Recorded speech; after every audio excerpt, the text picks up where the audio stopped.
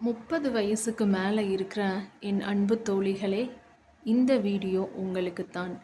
நான் சொல்கிற இந்த 10 பாயிண்ட்ஸ் யாருக்கு பக்காவாக பொருந்ததுன்னு சொல்லுங்கள்.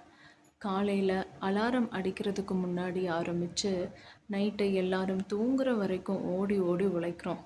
ஆனால் இன்றைக்கி எனக்காக நான் என்ன பண்ணிக்கிட்டேன் அப்படின்னு யோசித்தா அங்கே ஒரு பெரிய கேள்விக்குறி தான் மிஞ்சும்.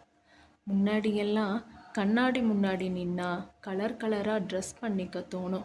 ஆனால் இப்போது கண்ணாடி பார்த்தா கண்ணுக்கு கீழே இருக்கிற கருவளையமும் தலையில் தெரிகிற 1-2 நரமுடியும் தான் கண்ணுக்கு தெரியும்.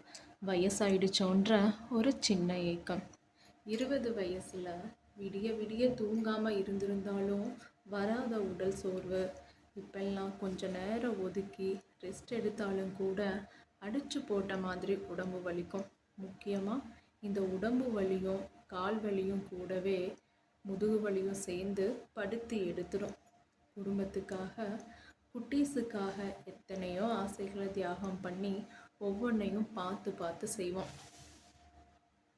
ஆனால் வீட்டில் இருக்கிறவங்க அதை ஒரு தியாகமாகவே பார்க்காம இதெல்லாம் உன்னோட கடமை, வேற யாரும் பண்ணாததையா நீ பண்ணிட்டேன்னு சாதாரணமாக கடந்து போகும்போது மனசுக்குள்ளே வரும் பாருங்க ஒரு வலி.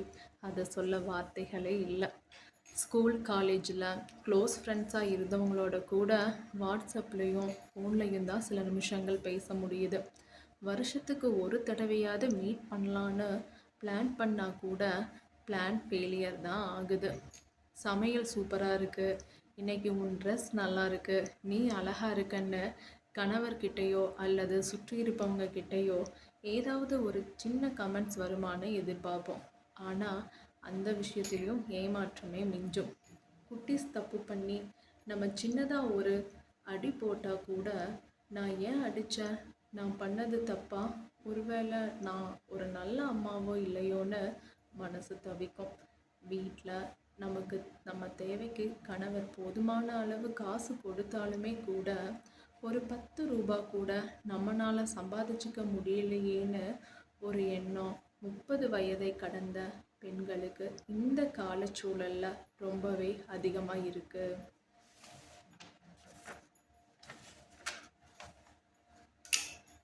சோசியல் மீடியாவில் நம்ம கூட படித்தவங்க பழகினவங்க வேலைக்கு போய் அடுத்த லெவலுக்கு அவங்களோட சுய சம்பாத்தியத்தில் முன்னேறும்போது நாம் மட்டும் ஏன் இன்னும் கிச்சனுக்குள்ளேயே அடைஞ்சு கிடக்கிறோன்னு ஒரு தாழ்வு மனப்பான்மை உருவாகும். இவ்வளவு கஷ்டங்களும் ஏமாற்றங்களும் இருந்தாலும் கூட இல்லை, எனக்கு ஒரு நாள் வரும், நானும் நிச்சயம் ஜெயிப்பேன் அப்படின்னு தினமும் நைட்டு தூங்கும்போது மனசை தேத்திக்கிட்டு அடுத்த நாள் காலையில் அதே நினைப்போட டெய்லி ரொட்டீனுக்குள்ளே ஒரு புன்னகையோட வேலையை பார்ப்போம். உங்களுடைய வாழ்க்கை மாறணும்னா அது உங்கள் ஒருத்தரால் மட்டும்தான் மாற்ற முடியும் என்கிற நிதர்சனமான உண்மையோடு உங்கள் இனியவள் புதியவள். உயர்வாக எண்ணுவோம், எண்ணியபடி வாழ்வோம். நன்றி.